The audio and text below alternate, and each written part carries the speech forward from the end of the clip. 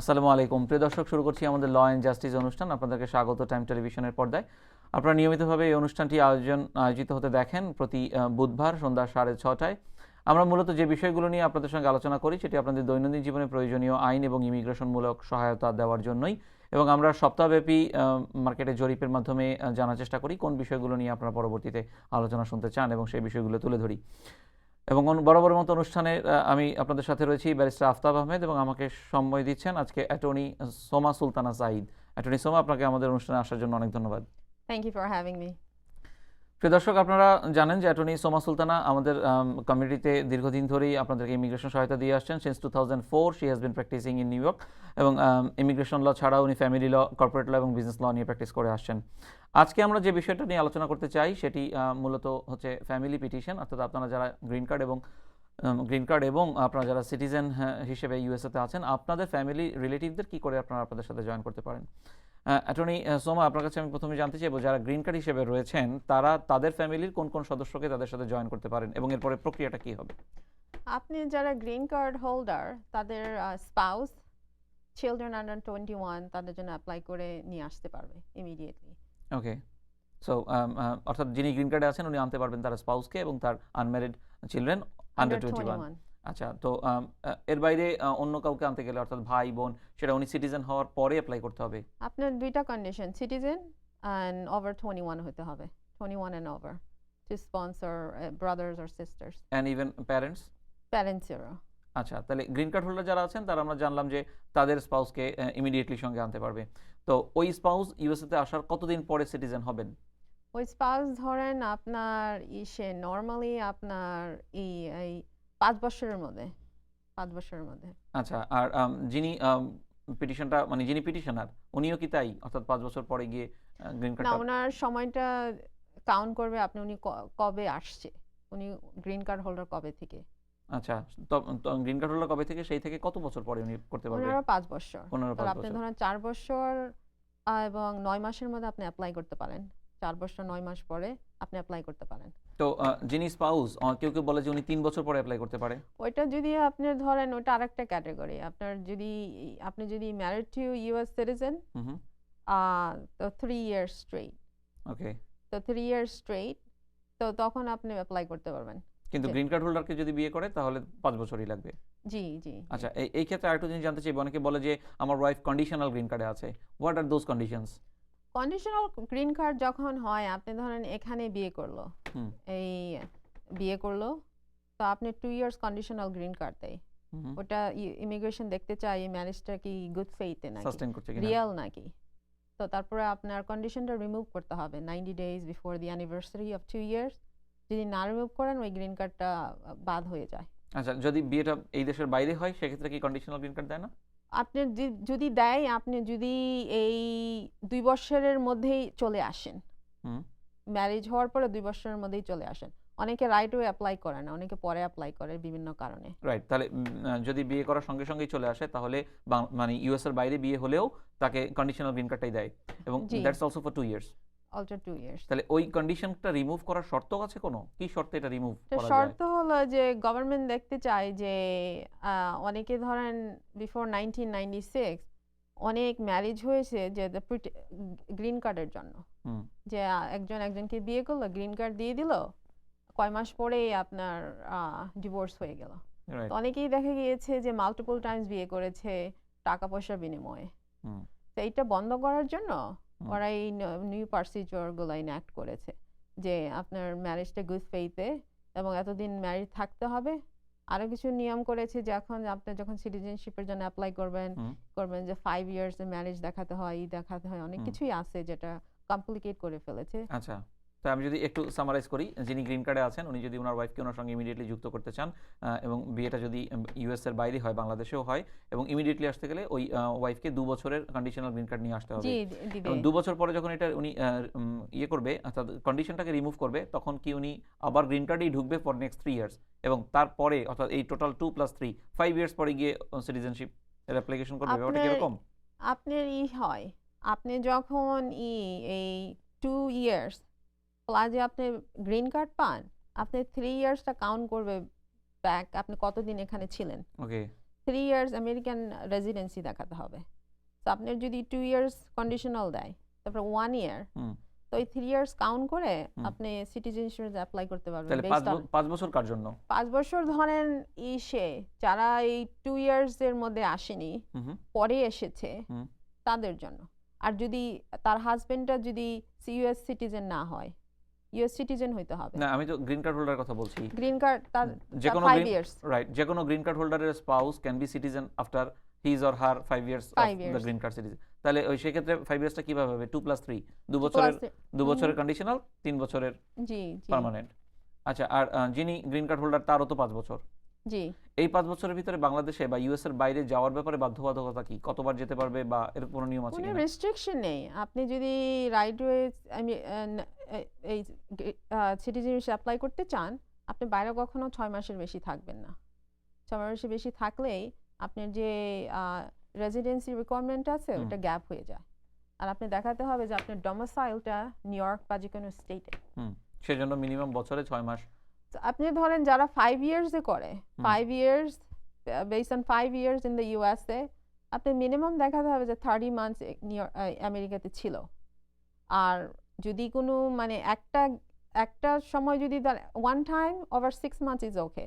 এটা যদি multiple Times হয় আপনার গ্যাপ হয়ে যায়। আমি বিষয়টাকে আরেকটু বিস্তারিত পর জানবো। ধরেন এক ভদ্রলোক তার ওয়াইফের জন্য অ্যাপ্লিকেশন করেছে থ্রু I-130 তো, তাই তো? অ্যাপ্লিকেশন করার পরে এটা প্রসেসে থাকার সময় তার বাচ্চা হয়েছে ইউএস এর বাইরে। এখন এই বাচ্চাকেও এই পিটিশনে যুক্ত করার প্রক্রিয়া কি? করা যাবে যখন তার হয় আপনার কনসুলেট অফিস বাংলাদেশে যায়, ওই আপডেট করলেই হয়ে যায় যে বাচ্চা হয়েছে। এর আগেও যদি আপডেট করতে পারে খুব ভালো।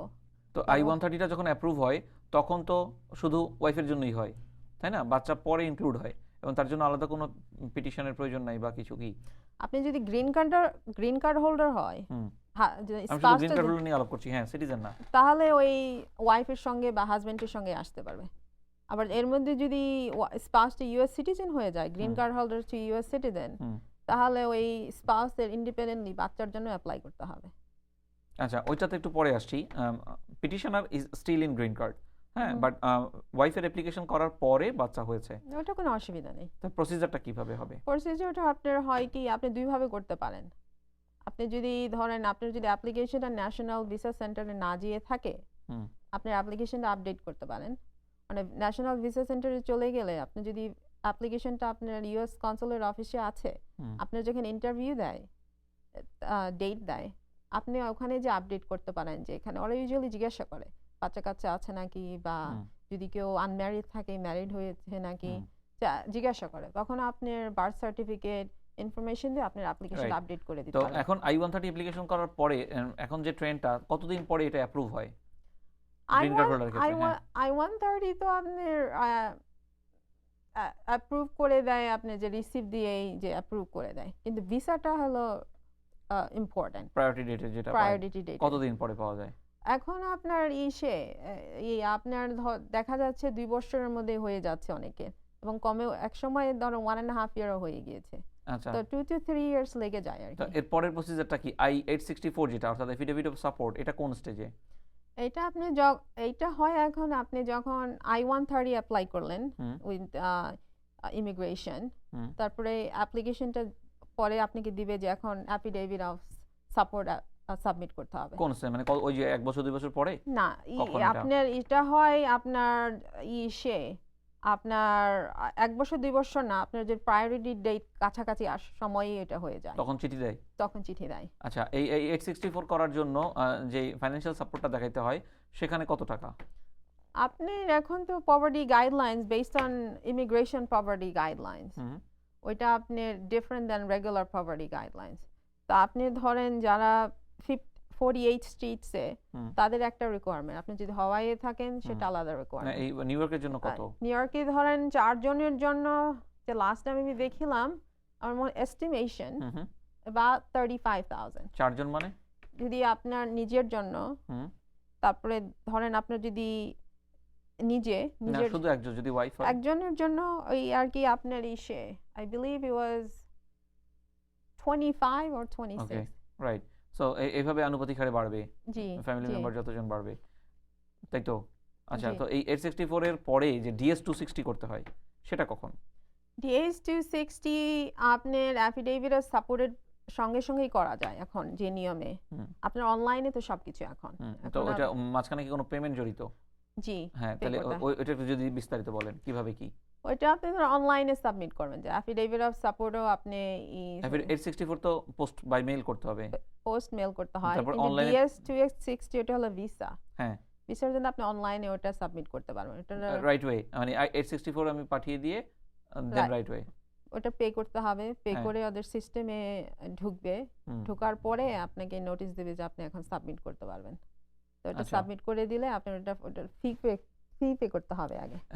এখন এবার একটু মানে অন্য ক্লায়েন্টের জন্য জিজ্ঞেস করছি। একটু যদি সিনারিওটা বদলে দেই। I-130 প্রথম যখন অ্যাপ্লিকেশন করে তখনই তার বাচ্চা অলরেডি আছে। সো উনি তখন I-130 একটি করবে না ওয়াইফের জন্য, না বাচ্চা এবং ওয়াইফ মিলে একটি, নাকি দুটো করবে আলাদা আলাদা? I-130 গ্রিন কার্ড হোল্ডার হ্যাঁ, একটা করলেই হবে। একটা শুধু করবে না। বাচ্চাকে নাম অ্যাড করে দিতে হবে যে উনার বাচ্চাকে কার নামে। ওই ওয়াইফ বা হাজবেন্ডের সঙ্গে কে আসতেছে। তাহলে DS-260 গিয়ে কয়টা হবে? দুটো? দুটো হবে। দুটো হবে। এবং সেক্ষেত্রে ওই ফিও হবে ডাবল, জি। রাইট? এবং ভিসা তো আপনার individual visa. Individual visa. DS-260 যেহেতু ভিসার অ্যাপ্লিকেশন, সো I-130 যদিও একটি ছিল, এটা অনেক ক্লায়েন্টের কনফিউশন থাকে। সো DS-260 দুটো হবে, কিন্তু 864 হবে কয়টা? একটা। এই 64 একটা হবে। আচ্ছা, এই পুরো প্রক্রিয়াটা হচ্ছে যার ফ্যামিলি রিলেটিভ ইউএস এর বাইরে।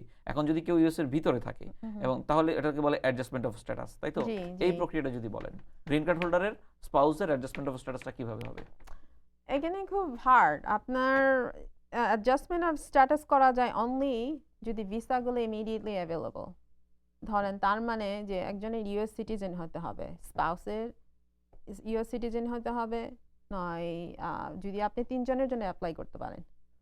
Spouse, children under 21 or parents if you are 21 and over. এই 3 ক্যাটাগরির জন্য ইমিডিয়েট ভিসা অ্যাভেলেবল। তো এই 3 ক্যাটাগরির জন্য আপনি অ্যাডজাস্টমেন্ট অফ স্ট্যাটাস করতে পারবেন। এটা বলছেন সিটিজেনের জন্য। সিটিজেন কিন্তু গ্রিন কার্ড হোল্ডার কি তার স্পাউসকে অ্যাডজাস্টমেন্ট অফ স্ট্যাটাস করতে পারবে? করতে মানে ইমিডিয়েট ভিসা অ্যাভেলেবল না। তো করলেও অনেক ক্ষেত্রে দেখা যাবে যে লাভ নেই, অপেক্ষাই করতে হবে। সেক্ষেত্রে উনি কি আউট অফ স্ট্যাটাস হয়ে যাবেন? অর্থাৎ একজন গ্রিন কার্ড হোল্ডার এমন একজনকে বিয়ে করলেন যিনি এখানে ভিজিটে এসেছিলেন, তারপরে বিয়ে করে I-130 জমা দিয়েছেন, কিন্তু ডিসিশন আসছে না, যেটা আপনি বললেন যে প্রায়োরিটি ডেট অ্যাভেলেবল না, ভিসা ডেট অ্যাভেলেবল না। তখন কি যাকে বিয়ে করলেন স্পাউস, উনি তো 6 মাস পার হয়ে গেলেন already. So is he in or she in out of status? এখন আপনি আপনার আপনি আপনি তো কোনো স্ট্যাটাস নেই। আপনি যখন কেউ গ্রিন কার্ড হোল্ডার জন্য স্পাউসের জন্য অ্যাপ্লাই করে, এখানেও অ্যাপ্লাই করে, ওই স্পাউসের কোনো তো স্ট্যাটাস নাই as far as immigration is concern. উনি যদি F1 এ থাকে, F1 থেকে তারপরে আপনার অন্য একটা স্ট্যাটাসে কনভার্ট করতে হবে। অর F1 থেকে ধরেন H2B স্ট্যাটাসে কনভার্ট করতে হবে। অর যদি অন্য কাজ নিয়ে বা ইনভেস্টমেন্ট নিয়ে যদি কিছু করে ইবিতে স্ট্যাটাস। অনেকে আছে যে আউট অফ স্ট্যাটাস হয়ে যায় না, B1 B2 তে আসলো, then 6 months been past but he didn't go back, তখন তো আউট অফ স্ট্যাটাস হয়ে গেল। এই অবস্থায় একজন গ্রিন কার্ড হোল্ডারকে বিয়ে করলো, গ্রিন কার্ড হোল্ডার তার জন্য অ্যাপ্লাই করলো, তাহলে তার ক্ষেত্রে সিনারিওটা কি গ্রিন কার্ড হোল্ডার আপনার পাবে না রাইট ওয়ে, হবে? না। সেম সো এখানে যদি সিটিজেন বিয়ে করতেন তাহলে স্ট্রেট ওয়ে পাইতেন, তাই তো? প্রিয় দর্শক, আমরা ছোট্ট একটি বিরতিতে যাচ্ছি। বিরতির পরে আমরা আবারও ফ্যামিলি রিলেটিভদের জন্য যে এলিয়েন পিটিশন সেটি নিয়ে বিস্তারিত আলোচনা করব। তবে এবার সিটিজেনদের জন্য কি নিয়ম প্রযোজ্য হবে সেই বিষয়ে আলোচনা করব। আমাদের সঙ্গেই থাকুন, ভালো থাকুন।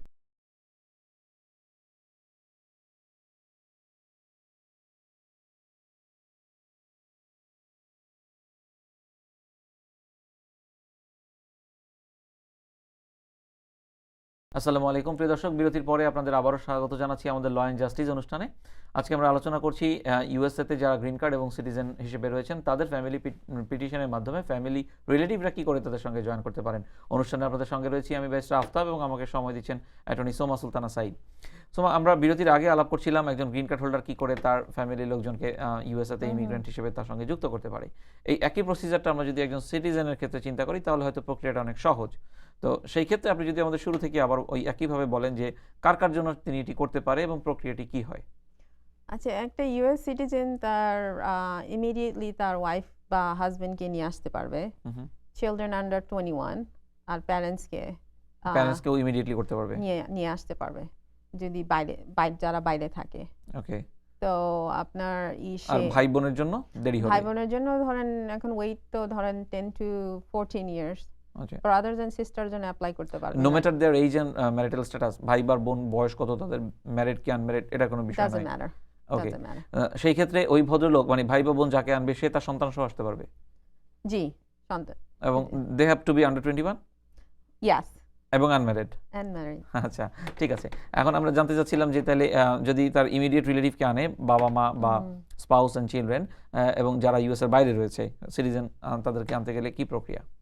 আপনি এই যে I-130 petition for alien relative apply করতে হবে। ওইটা রিসিভ পাওয়ার পরে আপনাকে ইমেল নোটিশ পাঠাবে, মেল পাঠাবে যে এখন অ্যাফিডেভিট অফ সার্ভিসের জন্য অ্যাপ্লাই করা যাবে। ওইটার ফিটা পে করতে হবে অনলাইনে। ফিটা পে করে তারপর affidavit of service with I-864, তারপর আপনি ট্যাক্স রিটার্নস, তারপর আপনার পে স্টাবস, এমপ্লয়মেন্ট লেটার, এগুলো ট্যাক্স রিটার্ন কত বছরের? Usually 1 year is enough, but অনেকে ধরেন সামটাইমস আমার ক্লায়েন্টের জন্য 3 বছর অ্যাড করে দেয়। এটা কি দিতে হয়? ট্রান্সক্রিপ্ট না 1040 না কোন ডকুমেন্টসটা পাঠাতে হয়?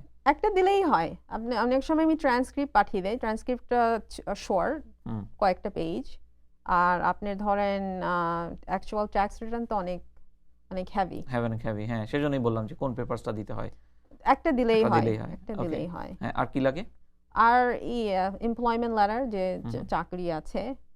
ওখানে তো ফাইনান্সিয়াল বার থাকে তো না, যে স্পন্সর হতে হলে কত টাকা পড়তে হবে? জি, ডিপেন্ড করে আপনি কি আগে কাউকে স্পন্সর করেছেন নাকি, সেটাও ডিসক্লোজ করতে হয়। আপনার ইনকাম, ইউজুয়ালি ধরেন আপনার জবের ইনকাম দেখে আর নয় বিজনেস ইনকাম। তারপরে যদি job business income not enough, আপনি ধরেন যদি অ্যাসেট থাকে, ধরেন হাউস বা ব্যাংক অ্যাকাউন্টস, পেনশন, জুয়েলারি, এগুলোও আপনি অ্যাড করে দিতে পারেন, সেভিংস অ্যাকাউন্টস, এগুলো অ্যাড করে দিয়ে আপনার ইনকামটা বাড়াতে পারেন। জয়েন্ট স্পন্সর হতে পারে? জি, জয়েন্ট স্পন্সর হতে পারে। সেক্ষেত্রে সেকেন্ড স্পন্সর যদি রিলেটিভ না হয় তাও অসুবিধা নাই? এটার কোনো অসুবিধা নেই। এটা হলো রিলেটিভ হোক বা ফ্রেন্ড হোক বা বাইরে কেউ হোক, এটা একটা কন্ট্রাক্ট হয়ে যায়। এই যে জয়েন্ট স্পন্সর হবে, জয়েন্ট স্পন্সর আর গভর্নমেন্টের সাথে একটা কন্ট্রাক্ট হচ্ছে, আবার জয়েন্ট স্পন্সর আর যে ইমিগ্রেন্টের সাথে যে একটা কন্ট্রাক্ট হচ্ছে। আর আজকাল এটা ওরা লিগ্যালি এনফোর্স করতেছে। তো আপনি ধরেন যদি কেউ আসে, কাউকে আপনি স্পন্সর করছেন, সেই ধরেন গভর্নমেন্ট এই মেডিকেড, মেডিকেয়ার, ফুড স্ট্যাম্পস এর জন্য অ্যাপ্লাই করছে, যারা স্পন্সর করছে তাদের অসুবিধা হতে পারে যদি ধরা পড়ে। এক্স্যাক্টলি, বিকজ সে তো তার রেসপন্সিবিলিটি নিয়ে তাকে ইনভাইট করেছিল। এক্স্যাক্টলি। এই ক্ষেত্রে এই যারা আসবেন সিটিজেনের রিলেটিভ পিটিশনের মাধ্যমে, স্পাউস বা বাবা মা যেই আসবেন, তিনি তো রাইট ওয়েতে সিটিজেন হবেন না, তিনি আসবেন গ্রিন কার্ড নিয়ে। জি, রাইট। সেটার কন্ডিশন বা সময়টা কত দিনের? ওই গ্রিন কার্ডটা কত দিনের জন্য দেওয়া হবে? আপনার সাপোজ ধরেন আগে স্পাউসকে, হ্যাঁ, স্পাউস আপনার এগেইন স্পাউস কি নিউ স্পাউস না ওল্ড স্পাউস? দুটোই বলেন দর্শকের জন্য। যদি এটা যদি ওল্ড স্পাউস হয়, কোনো কন্ডিশন নিয়ে আসবে না। 2 years old হলে, more than 2 years, 2 years old। ওকে, আর যদি নিউ স্পাউস হয় তাহলে যে কন্ডিশনাল গ্রিন কার্ড নিয়ে for আসবে 2 years, 2 years। তারপর এটা ধরেন রিমুভ করতে হবে 2 বছর পর, 2 বছর পর। তারপরে আরো 3 বছর সে গ্রিন কার্ডে থাকবে। 3 বছর না, যেহেতু সে ম্যারিড টু ইউএস সিটিজেন, ওই 3 বছরের মধ্যেই উনি সিটিজেনশিপের জন্য অ্যাপ্লাই করতে পারবেন। টোটাল 3 বছরের মধ্যেই? জি। আচ্ছা, যেহেতু সিটিজেনকে, যেটা আপনি গ্রিন কার্ডের হোল্ডারের ক্ষেত্রে বলছিলেন 5 বছর, হ্যাঁ, সিটিজেনের জন্য এটি 3 ইয়ার্স। আচ্ছা, আর যদি প্রিভিয়াস ম্যারেজ হয়, এটা নিউ ম্যারেজের ক্ষেত্রে বললেন যে কন্ডিশনাল। ওল্ড ম্যারেজে 2 বছরের বেশি অলরেডি বিয়ের বয়স, তখন সিটিজেন অ্যাপ্লাই করছে ওয়াইফের জন্য, who is coming with a green card. ওইটা আপনি পার্মানেন্ট গ্রিন কার্ড নিয়ে আসবে। 2 or 3 নাম্বার অফ ইয়ার্স? আপনার 3 ইয়ার্স। 3 ইয়ার্স, তো 3 বছর পরে সে সরাসরি সিটিজেনশিপ অ্যাপ্লিকেশন করবে। জি। এখন একজন ইউএস সিটিজেন হওয়ার পরে তার যদি বাচ্চা হয় ইউএস এর বাইরে, সেক্ষেত্রে সে তো বাই ডিফল্ট সিটিজেন। হ্যাঁ, মানে এটার প্রক্রিয়াটা কি? ইউএস গভর্নমেন্টকে বা ইউএসসিএস কে কিভাবে জানাতে হয়, বা তার জন্য আমি কি অ্যাপ্লাই করব? Just US passport? আপনি যদি ইউএস এর বাইরে হয়, আপনার ইউএস কনসুলেট অফিসের সাথে যোগাযোগ করে ফর্ম অ্যাপ্লাই করে, আর ইন্টারভিউ ফর্ম অ্যাপ্লিকেশনের পর আর ইন্টারভিউতে ডাকে, তা আপনি পাসপোর্টটা পেয়ে যাবেন। আর অনেকের ক্ষেত্রে আপনি সার্টিফিকেট অফ সিটিজেনশিপের জন্য অ্যাপ্লাই করতে পারেন। ওকে, তাহলে এক্ষেত্রে অ্যাপ্লিকেশন নিজে সিটিজেন হওয়ার পরে ওয়াইফকে আনলো এখানে, আমি আবার সেই জায়গায় ফিরে যাচ্ছি, ওয়াইফ এবং বাচ্চা বিলো 18, এক্ষেত্রে ইউএস সিটিজেনের সন্তান যার বয়স 21 এর নিচে বাট ম্যারিড, তার জন্য কি? রিকোয়ারমেন্ট হলো আনম্যারিড এন্ড আন্ডার 21। হ্যাঁ, ম্যারিড হলে আর সে কোনোভাবে তার বাবা ইউএস সিটিজেন হওয়া সত্ত্বেও তাকে জয়েন করতে পারছে না। ওই আপনি ওনার স্পাউসের সঙ্গে আলাদা ইন্ডিপেন্ডেন্টলি অ্যাপ্লাই করতে হবে। মানে কার কার কোন ক্যাটাগরিতে, কার আন্ডারে? আপনার এই তার প্যারেন্টস বাচ্চার জন্য অ্যাপ্লাই করতে হবে। আর সে পড়ে যায় আপনি ধরেন সেকেন্ড ক্যাটাগরিতে, সেকেন্ড ক্যাটাগরি এই প্রেফারেন্স। জায়গাটা একটু দর্শক মনে হয় ক্লিয়ার হয় নাই। ইউএস সিটিজেন অ্যাপ্লাই করছেন তার ওয়াইফের জন্য এবং তার একজন বাচ্চা আছে who is under 21 but married. তাহলে অ্যাপ্লিকেশনটা কে করবে, কিভাবে করবে বাচ্চার জন্য? তো ধরেন ফাদার হুম শুধু মার জন্য অ্যাপ্লাই করতে পারবে। হুম আর যদি কোনো ভাই বোন থাকে under 21 and unmarried, hmm father নিয়ে আসতে পারবে রাইট ওয়ে আপনার ইমিডিয়েট ভিসার জন্য। হ্যাঁ, কিন্তু যে বাচ্চা আপনার আন্ডার 21 বা ম্যারিড তার ক্যাটাগরি পড়ে যায় সেকেন্ডারি ক্যাটাগরিতে, ওকে, তার জন্য দেরি হয়। দেরি হবে। কিন্তু অ্যাপ্লিকেশনটা কিভাবে, অর্থাৎ তার বাবা সেম ভাবে বাবা ওই যে I-130 অ্যাপ্লাই করবে, হ্যাঁ সেম ইনফরমেশনই লাগবে, Right. সেম ভিসার জন্য অ্যাপ্লাই করতে হবে যখন ভিসাটা অ্যাভেলেবল হবে, কিন্তু লঙ্গার টাইম। আর ইউএস সিটিজেন যখন ইমিডিয়েটলি তার বাবা মাকে আনছেন, তারাও 3 বছরের গ্রিন কার্ড নিয়ে আসছেন এবং তাদের সিটিজেনশিপ আপনার 3 না, ইয়ার্স, তাদের হবে 5 ইয়ার্সে। তাদের 5 ইয়ার্স হবে এবং ওখানে কোনো ওই 5 এর কোনো ব্রেকডাউন নাই, 2+3 কোনো কন্ডিশন নাই। না, নেই। আচ্ছা, এবং সিটিজেনশিপের তারা যখন গ্রিন কার্ড থেকে সিটিজেনশিপে যাবে, then they have to appear on exam G in G due method. তো ওই এক্সামের জন্য, অর্থাৎ যে সিটিজেনশিপের যে অ্যাপ্লিকেশন N-400 যেটি, এটি অনেকে বলে যে অনেক ফিজের অনেক ওয়েভার পাওয়া যায়, লাইক যেটা $680 আছে আমরা ফি জানি, এটা ওয়েভ কারা করতে পারে, কোন ক্যাটাগরিতে এটা মানে যাদের waiver ওয়েভ টা করতে পারে ধরেন যাদের ইনকাম নেই, এটা তো ধরেন বেসড অন নিডস। আপনি যদি এল্ডারলি থাকেন বা আপনার লো ইনকাম, তাদের জন্য ওয়েভার আছে যে ফাইল করতে হবে, সেপারেট ফর্ম ফিল আউট করে ফাইল করতে হবে। I-912? কিন্তু আপনার যদি ইনকাম থাকে, জব থাকে, তা আপনি তো ওয়েভার পাবেন না। এদের তো ট্যাক্স ফাইলে কত ইনকাম দেখিয়েছে তার উপরই ডিপেন্ড করে। অনেকেই ধরেন যারা ওয়েভার চাচ্ছে তারা কাজই করে না, কি ট্যাক্স ফাইল করবে। হুম আর যদি কাজও করে থাকে মেবি $1,000-2,000 এ ইয়ার ইনকাম আচ্ছা, হচ্ছে। তো কেউ একজন সিটিজেনশিপ অ্যাপ্লিকেশনের সময় ওয়েভার চাইলো কিন্তু ওয়েভার পেলো না, এই জন্য কি তার সিটিজেনশিপ অ্যাপ্লিকেশনটা জিওপার্ডাইজড হতে পারে? আপনার ফিটা পে করতে হবে। ওয়েভার যদি না পায়, আবার ফি দিয়ে ফি সে দিয়ে নিয়ে নেবে। এটা প্রসিড করতে হবে, তা না হলে কোনো অ্যাকশন নেবে না। আচ্ছা, আর ভাই বোনদের জন্য সিটিজেনশিপ অ্যাপ্লিকেশন, সিটিজেন যখন ভাই বোনদের জন্য অ্যাপ্লাই করবে আফটার ডিউ টাইম, অর্থাৎ ওই 8 to 10 ইয়ার্স বা 12 ইয়ার্স পরে, তাদের অ্যাপ্লিকেশনটা কি প্রসিজারে শুরু হবে, তখন কি তারা চিঠি পাবে? আপনার যখন তাদের ভিসা অ্যাভেলেবল হবে, হুম যে প্রায়োরিটি ডেট এসে গিয়েছে, same thing affidavit of service I-864, ওটার জন্য অ্যাপ্লাই, ওইটা সাবমিট করতে, ফি পে করে ওটা সাবমিট করতে হবে। ওই ভিসা ডেট এসে গেলে তারপরে কতদিন লাগে? আর ওটা আপনি ডিপেন্ড করে প্রায়োরিটি ডেটের উপরে। আপনার মাঝে মাঝে দেখা যায় যে প্রায়োরিটি ডেটটা সামনে চলে গেছে, আবার মাঝে মাঝে কয়েক মাস পিছিয়ে গেছে, বা ওই সময় আপনি ভিসার জন্য অ্যাপ্লাই করবেন অনলাইনে ফি পে করে, সেই পে করে তো ওই সেম যতগুলো মানুষ আসবে, ধরেন ভাইয়ের বউ আর ধরেন 3টা বাচ্চা, Right. আন্ডার 21 হইতে হবে, 21 and under। এবং আনম্যারিড। হুম ওকে, অ্যাটর্নি সোমা সাইদ, আমাদের অনুষ্ঠানে আসার জন্য আপনাকে অনেক ধন্যবাদ। আমরা অনুষ্ঠানের একেবারে শেষ প্রান্তে, আশা করছি আমরা এরপরে আরেকদিন অন্য একটি বিষয় নিয়ে আলোচনা করব, সেদিন আপনাকে আমাদের মাঝে আবারও চাইব। অনেক ধন্যবাদ। প্রিয় দর্শক, আমরা অনুষ্ঠান আজকে এখানেই শেষ করব। আপনারা ল অ্যান্ড জাস্টিস অনুষ্ঠানটি দেখছিলেন। আমরা চাইবো আপনারা আমাদের অনুষ্ঠানের আপনাদের ভালো লাগা মন্দ লাগা বিভিন্ন মতামত ইমেল এবং ফোনের মাধ্যমে টাইম টেলিভিশনকে জানান এবং আমাদেরকে এই অনুষ্ঠান উত্তরোত্তর আরও সুন্দরভাবে সাজাতে সহায়তা করেন। আগামী সপ্তাহে এই সময় আপনাদের সামনে আবার হাজির হচ্ছি। ততক্ষণ পর্যন্ত ভালো থাকুন। আসসালামু আলাইকুম।